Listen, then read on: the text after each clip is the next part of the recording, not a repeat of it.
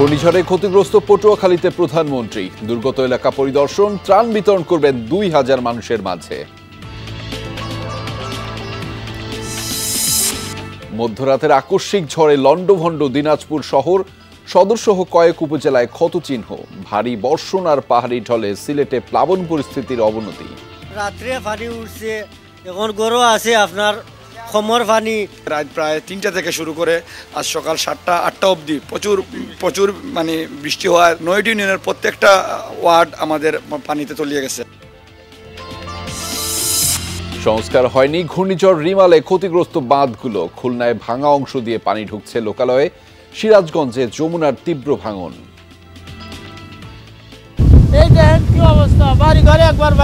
এখন আমরে নিরুপায় কোনে আমরা দাঁড়াবো, আমরে ঠাই ঠিকানায় নাই।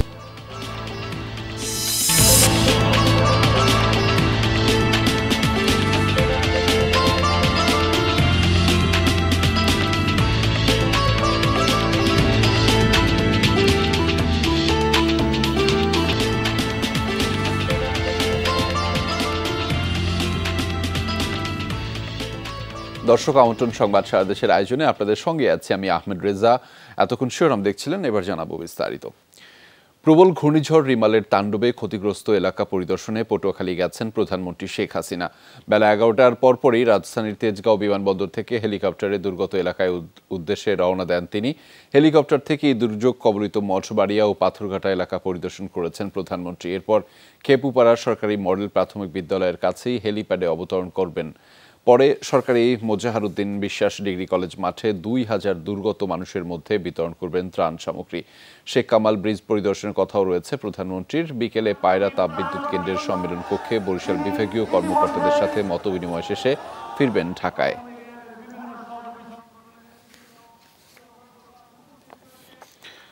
দর্শক, এই মুহূর্তে পটুয়াখালীতে রয়েছেন সহকর্মী তাওহিদ মিথুন, তিনি আমাদের সাথে যুক্ত রয়েছেন। তার মাধ্যমে জানবো সেখানকার পরিস্থিতি। মিথুন, একটু জানতে চাই প্রধানমন্ত্রী কি কলেজ মাঠে পৌঁছেছেন কিনা, এছাড়া দিনের বিস্তারিত কর্মসূচি সম্পর্কে জানতে চাই আপনার মাধ্যমে।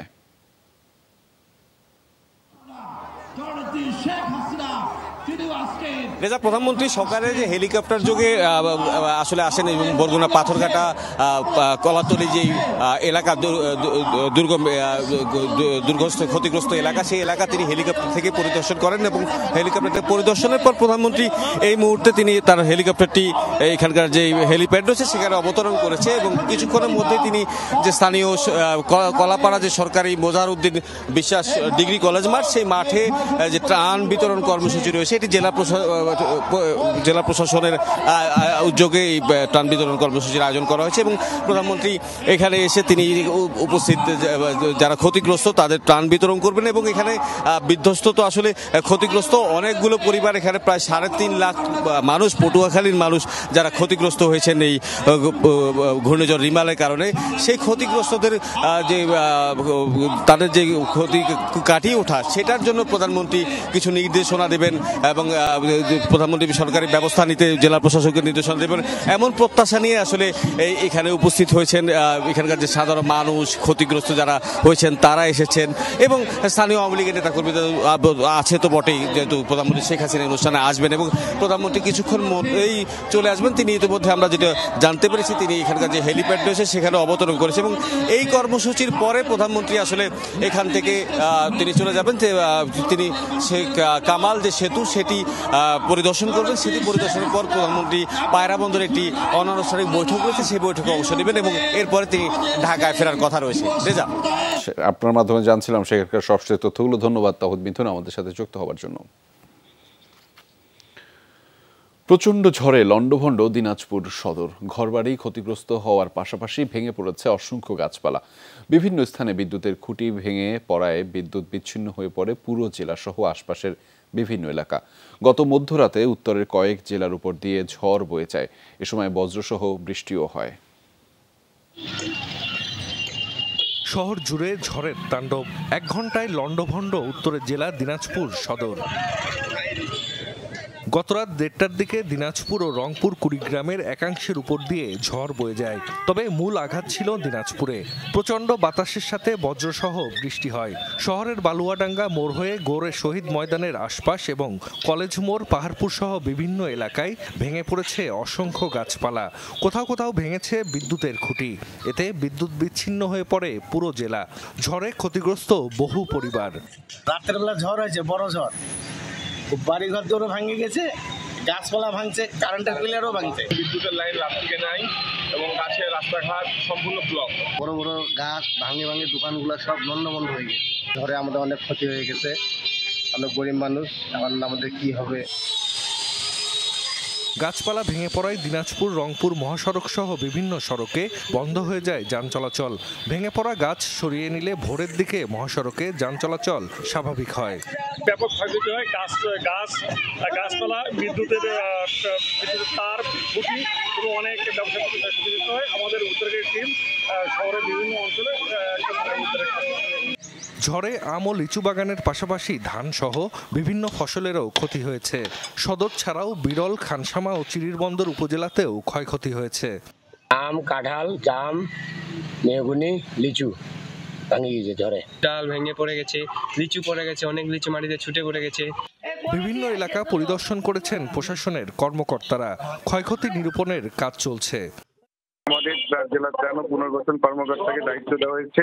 ইউনোদের বলা হয়েছে যে সামগ্রিক কয়টি গৃহ বিধ্বস্ত হয়েছে বা আমাদের যে বৈদ্যুতিক পোল নষ্ট হয়েছে তার একটি সামগ্রিক ক্ষতিচিত্র আমরা তৈরি করার চেষ্টা করতেছি। ক্ষতিগ্রস্তদের পাশে থাকার আশ্বাস দিয়েছেন প্রশাসনের কর্মকর্তারা। জাহিদ হাসান, যমুনা নিউজ। প্রবল বর্ষণ আর পাহাড়ি ঢলে সিলেটে দেখা দিয়েছে প্লাবন পরিস্থিতি। জলমগ্ন হচ্ছে নতুন নতুন এলাকা। প্রশাসনের পক্ষ থেকে দুর্গতদের আশ্রয় কেন্দ্রে নেওয়া হচ্ছে। জৈন্তাপুর উপজেলার সব শিক্ষা প্রতিষ্ঠানকে আশ্রয় কেন্দ্র ঘোষণা করা হয়েছে। সুরমা নদীর পানি কানাইঘাটে বিপদসীমার 169 সেন্টিমিটার উপর দিয়ে প্রবাহিত হচ্ছে।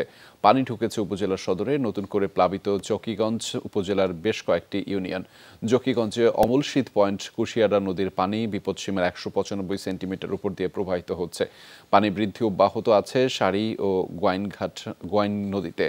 যান চলাচল বন্ধ সালুটিকর গোয়াইনঘাট রুটে। পরিস্থিতি বিবেচনায় সবাইকে আশ্রয় কেন্দ্রে নেওয়ার প্রস্তুতি রয়েছে বলেও জানিয়েছেন জেলা প্রশাসক শেখ রাসেল হাসান।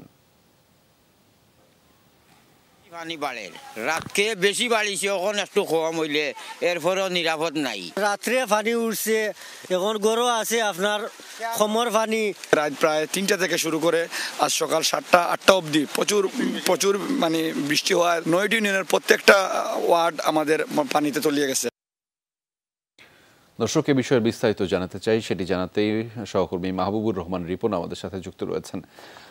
রিপন, প্রশাসনের কর্মকর্তারা কি দুর্গত এলাকায় রয়েছেন কিনা, তাদের সাথে কথা হয়েছে কিনা এবং মানুষের ভোগান্তির চিত্রটা আপনি কেমন দেখছেন? তাদের সাথে নিশ্চয়ই কথা হয়েছে, সেটিও জানতে চাই আপনার মাধ্যমে। রেজা, নিশ্চয় দেখতে পাচ্ছেন যে এই মুহূর্তে গরু বাছুর মানে মানুষের সর্বশেষ যে সম্বলটুকু থাকে বাড়িঘরে, সেগুলো নিয়েই তাদের যে বাড়িঘর ছেড়ে সরকারের যে আশ্রয়স্থল এবং কেউ কেউ তাদের আত্মীয় স্বজন যারা রয়েছেন তাদের কাছে যাওয়ার চেষ্টা করছেন। সব মিলিয়ে বলা চলে যে এই মুহূর্তে মানুষের ভিতরে কিছুটা আতঙ্ক রয়েছে, কারণ এর আগে জানেন আপনি 2022 সালে খুব কম সময়ের মধ্যেই এই মানুষকে নিঃস্ব করে গেছে যে বন্যা, সেই বন্যার যে আতঙ্ক সেটা কিন্তু এখনো মানুষের মধ্যে রয়েছে। আমরা এই যে নৌকার মাঝি তাকে জিজ্ঞাসা করেছেন, তিনি কিন্তু গতকাল থেকে এখন পর্যন্ত তার নিজস্ব অর্থায়নে মানুষদেরকে এই তাদের বাড়িঘর থেকে নিয়ে আশ্রয় কেন্দ্রে দিচ্ছেন, তাদের আত্মীয় স্বজনদের বাড়িতে পৌঁছে দিচ্ছেন। এই যে উদ্যোগগুলো, এটি কোনো মানবিক উদ্যোগ এখানকার সাধারণ মানুষ করছেন। অন্যদিকে প্রশাসনের পক্ষ থেকে বলা হচ্ছে যে তারাও চেষ্টা করে যাচ্ছেন। একটু আগে জেলা প্রশাসক জৈন্তাপুর উপজেলা পরিদর্শন করে গেছেন, বিভিন্ন স্থান ঘুরে গেছেন। তিনি যেটা বলেছেন তাদের সার্বিক প্রস্তুতি রয়েছে। এর চেয়ে বেশি অবনতি হলে তারা সেনাবাহিনীকে ডাকতে পারেন, সেনাবাহিনীও প্রস্তুত রয়েছে বলে তিনি আমাদেরকে জানিয়েছেন। সব মিলিয়ে বলা চলে এই মুহূর্তে যদিও এখানকার লোকজন বলছেন পানি কিছুটা কমেছে, যদিও পাহাড়ি ঢল যেটা অব্যাহত থাকা সেটা অব্যাহত রয়েছে এবং আগামী 3 জুন পর্যন্ত সেটা অব্যাহত থাকতে পারে বলে আবহাওয়া অধিদপ্তর জানিয়েছে। সেই খবর আপনার মাধ্যমে জানছিলাম। ধন্যবাদ রিপন আমাদের সাথে যুক্ত হওয়ার জন্য। খুলনার কয়রা সহ বিভিন্ন এলাকায় ভেঙে যাওয়া বাঁধের বিভিন্ন অংশ দিয়ে পানি ঢুকছে লোকালয়ে। এই বিষয়ে আরো জানাতে আমাদের সাথে যুক্ত রয়েছেন সহকর্মী প্রবীর বিশ্বাস, জানবো তার মাধ্যমে বিস্তারিত। প্রবীর, নতুন করে কি কোনো এলাকা প্লাবিত হয়েছে কিনা সেটি একটু জানাবেন এবং সার্বিক পরিস্থিতি আপনি কেমন দেখছেন সেটিও জানাবেন আমাদেরকে। নতুন করে প্লাবিত বলতে রেজা আপনাকে বলি এই এলাকার বাস্তবতা। আমরা যদি নদীর দিকে একটু ক্যামেরাটা নিই, এখন শেষ ভাটি অর্থাৎ নদীর পানি কতটা নিচে আছে সেটা দেখা যাচ্ছে। এটি কপোতাক্ষ নদ এবং বাংলাদেশের সর্বশেষ প্রান্তের একটি জায়গা, যেটি কয়রা উপজেলার মহারাজপুর ইউনিয়নের দশালিয়া নামক জায়গাটি। কিছু সময়ের মধ্যেই জোয়ার আসবে এবং 2-3 ঘন্টার মধ্যে এই জোয়ারের পানি একদম বাঁধ উপচে চলে আসবে সামনের বাড়িগুলোতে, যে বাড়িগুলো প্রতিদিন জোয়ারের পানিতে 2 বার ভাসে এবং পরিবার পরিজন নিয়ে কোনো রকম খাটের উপর থাকতে পারে অথবা তাদেরকে রাস্তায় চলে আসতে হয়, যে জায়গার বেড়িবাঁধটা খানিকটা উঁচু রয়েছে। এই বাড়িগুলো কিছু সময়ের মধ্যেই তলিয়ে যাবে জোয়ারের পানিতে। আবার যখন 6 ঘন্টা পরে ভাটা লাগবে তখন জাগবে, এরকম করে এই দৃশ্য অবতরণ হবে। আবার 6 ঘন্টা পর জোয়ার আসবে, আবার তারা কিন্তু পানিতে ডুববে। অর্থাৎ প্রতিদিন 2 বার এই অঞ্চলের মানুষ পানিতে প্লাবিত হয়। শুধুমাত্র এখানকারই নয়, পাইকগাছা দেলুটি ইউনিয়ন এবং দাকোপের তিলডাঙ্গা ইউনিয়নের কামিনীবাসিয়া গ্রামের সে জায়গার বাঁধটি এখনও আটকাতে পারেনি। ঘূর্ণিঝড় চলে গেছে 4 দিন আগে জানেন, কিন্তু সেই ক্ষত এখনও এই অঞ্চলের মানুষের বয়ে বেড়াতে হচ্ছে এবং তারা জানে না কবে নাগাদ তাদের বাঁধটি মেরামত হবে এবং কবে নাগাদ তারা অন্তত এই জলমগ্নতা জীবন থেকে খানিকটা রেহাই পাবে। তাদের সঙ্গে আমাদের কথা হয়েছে। প্রায়শই এই বাঁধ ভাঙে, কোটি কোটি টাকা বাজেট হয় এই বাঁধে, পানি উন্নয়ন বাঁধ কোটি কোটি টাকা খরচ করে, কিন্তু কোনোভাবেই এই বাঁধ মেরামত করা সম্ভব হয়নি।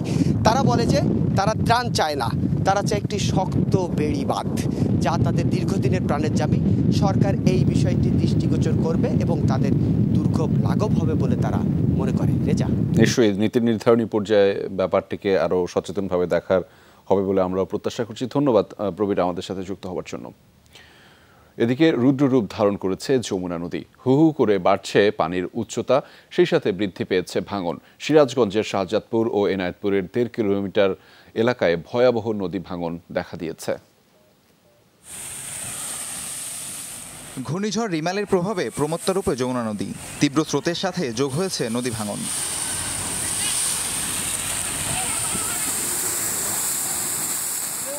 গেল 2 সপ্তাহে ভাঙনের কবলে পড়েছে সিরাজগঞ্জের শাহজাদপুর এবং এনায়েতপুরের বেশ কয়েকটি এলাকা। সব হারিয়ে নিঃস্ব অনেকেই। হুমকির মুখে নদী তীরবর্তী 1.5 কিলোমিটার এলাকার বাসাবাড়ি, বিদ্যালয় সহ বেশ কয়েকটি প্রতিষ্ঠান।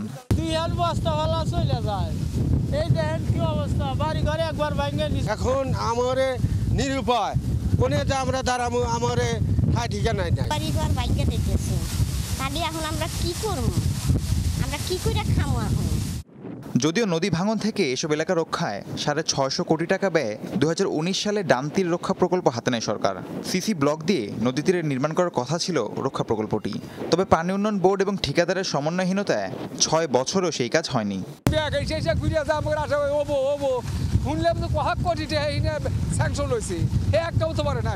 খালি শুনি যে এত দেহের বাদে কাম করতেছে না, মনে করে এমুর করে বস্তা নেই ও মুরা ফালায় না। পানি উন্নয়ন বোর্ড জানায় আরও 1 বছর বৃদ্ধি হবে প্রকল্পের মেয়াদ।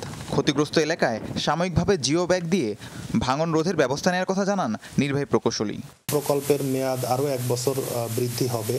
এই 1 বছরের মধ্যে আমরা আশা করছি যে প্রকল্পের কাজ শেষ হবে। জিও টিউব এবং ড্রেজিংয়ের মাধ্যমে আমরা এই যে ওখানে প্রায় 500 মিটার এলাকায় অ্যাক্টিভ নদী ভাঙন দেখা দিয়েছে, সেটি প্রশমন করার জন্য চেষ্টা করে যাচ্ছি। দ্রুত তীর রক্ষা প্রকল্পের কাজ শেষ করার মাধ্যমে ভাঙন কবলিত এলাকা রক্ষার দাবি স্থানীয়দের। রাহিম সারোয়ার, যমুনা নিউজ। পতেঙ্গায় র্যাব 7-এর এলিট হলে স্বরাষ্ট্রমন্ত্রীর কাছে অস্ত্র ও গোলাবারুদ সহ আত্মসমর্পণ করছে চট্টগ্রাম ও কক্সবাজার জেলার উপকূলীয় অঞ্চলের জলদস্যুরা। এ বিষয়ে আরও জানাতে আমাদের সাথে যুক্ত রয়েছেন সহকর্মী আলামিন শিকদার, তার মাধ্যমে জানবো বিস্তারিত। আলামিন, একটু জানতে চাই কতজন ঠিক জলদস্যু আজ আত্মসমর্পণ করবে, একটু বিস্তারিত জানাবেন আমাদের। বলতে চাই যারা রেজা, আপনার প্রথম প্রশ্নের উত্তরটি দিয়ে সর্বমোট 50 জন জলদস্যু আত্মসমর্পণ করেছেন। একজন মহিলা রয়েছেন, তার নামটা আমরা যেটা জানতে পেরেছি, ওই নারীর ডাকাতের নাম হচ্ছে রহিমা ডাকাত, সেটা আমাদেরকে বলা হয়েছে। পাশাপাশি এখানে বাকি যে 49 জন রয়েছেন তাদের সম্পর্কে যদি বলতে চাই, সেখানে জসিম গ্রুপের রয়েছে, মিন্টু গ্রুপ রয়েছে, মাহমুদুল করিম গ্রুপ রয়েছে, রমিজ গ্রুপ রয়েছে, বদরুল্লাহ ডাকাত গ্রুপ আছে, হেলাল ডাকাত গ্রুপ আছে, আব্দুর রহমান গ্রুপ আছে, নুরুল আমিন ও জাফর আলম গ্রুপ আছে, ইয়ার আলী গ্রুপ আছে, নাছির গ্রুপ আছে, মুকুল গ্রুপ, তারপরে শীর্ষ জলদস্যু জালাল বাহিনী, করিম গ্রুপ, শাহাবুদ্দিন গ্রুপ, সুলতান গ্রুপ, দিলদার গ্রুপ, কালা Rashid group, tiger group, Saddam group, কালো গ্রুপ এবং এইরকম সহ আরো 12 জন, তাদের সর্বমোট 49 জন হচ্ছে পুরুষ সদস্য এবং একজন নারী সদস্য, সব মিলে 50 জন জলদস্যুকে আসলে তারা আজকে আত্মসমর্পণ করতে আসছে র্যাবের কাছে। এবং র্যাবের এই আত্মসমর্পণ অনুষ্ঠানে প্রধান অতিথি হিসেবে উপস্থিত আছেন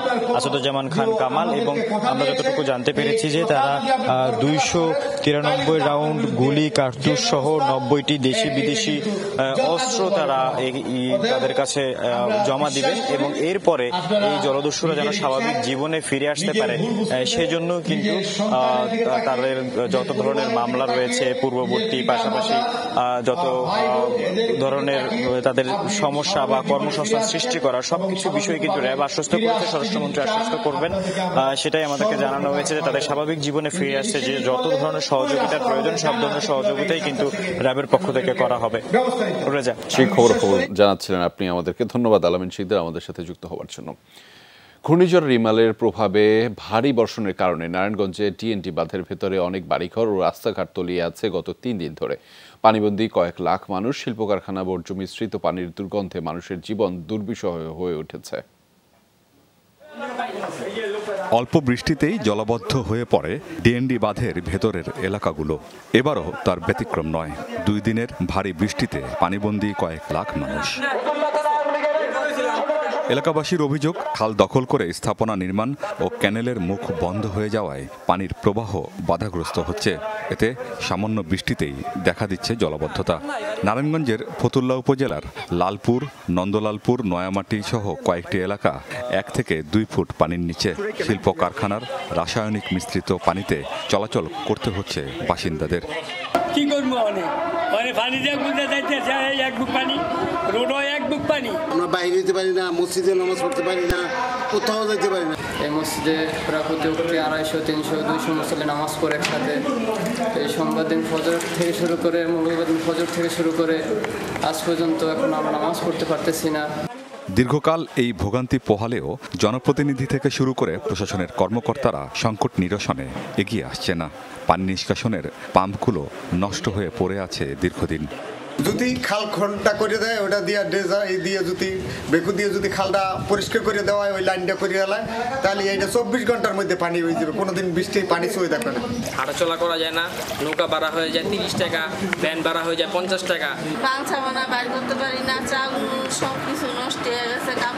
দুর্ভোগ নিরসনে সর্বাত্মক চেষ্টা করা হচ্ছে জানালেন স্থানীয় জনপ্রতিনিধি। প্রাণপণ চেষ্টা করছি, আর্থিক মানসিক সকল প্রকার চেষ্টা আমরা এলাকাবাসীর পক্ষ থেকে করছি। সরকারের পাশাপাশি আমরাও জনগণের পক্ষ থেকে এই জলবদ্ধতা, এই দুর্ভোগ থেকে পরিত্রাণ চাই।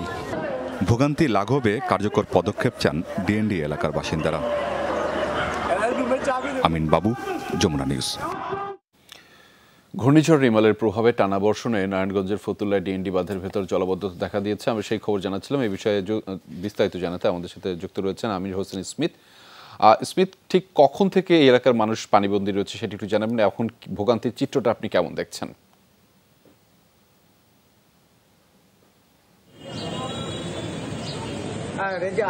ঘূর্ণিঝড় রেমালের প্রভাবে কিন্তু যে টানা বর্ষণের কারণে কিন্তু এখানে জলাবদ্ধতার সৃষ্টি হয়েছে। সেই জলাবদ্ধতার পানি কিন্তু প্রথম দিন থেকে, অর্থাৎ এখানে কিন্তু জলাবদ্ধতা আজকে 3 দিন ধরে যে জলাবদ্ধতা সেটি কিন্তু বিরাজমান করছে।